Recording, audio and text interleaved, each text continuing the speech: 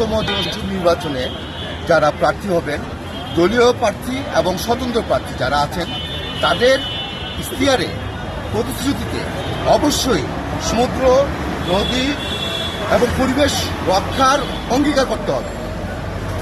পরিবেশ রক্ষার অঙ্গীকার এটা মূল ব্যাপার। এটা পরিবেশ দূষণ, পরিবেশ শব্দ দূষণ, অনেক দূষণে জর্জরিত আমাদের এই দেশটি।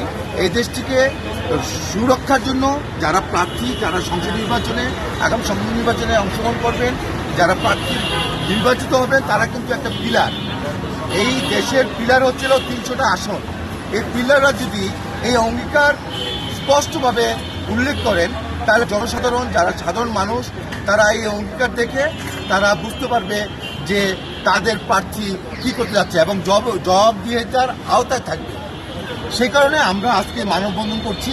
এই মানববন্ধনটি একটি তাদেরকে স্মরণ করে দেওয়ার জন্য যে আপনাদের ইশতেহারের মধ্যে অবশ্যই সমুদ্র, নদী এবং পরিবেশ রক্ষার সুস্পষ্ট অঙ্গীকার থাকতে হবে এবং বিশেষ করে সর্বোপরি পরিবেশ রক্ষার্থে কী কী পরিকল্পনা আপনাদের আছে এবং নদী, নালা, খাল, বিল, জলাশয়, পুকুর এগুলি রক্ষণাবেক্ষণে এবং রক্ষার জন্য, দূষণমুক্ত করার জন্য কী কী পদক্ষেপ আপনারা নেবেন, সেইটার সুন্দরভাবে স্পষ্টভাবে ইশতেহারে উল্লেখ করতে হবে।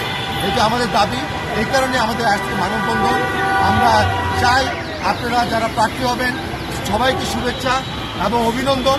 তারা যাতে এই ইশতেহারের মধ্যে উল্লেখ করা হয় এই আমাদের এই মানববন্ধনের যে মধ্যটি, ইশতেহারের নদী, সমুদ্র, পরিবেশ রক্ষা সুস্পষ্ট অঙ্গীকার আপনারা করবেন আশা রাখি। ধন্যবাদ, ভালো থাকবেন।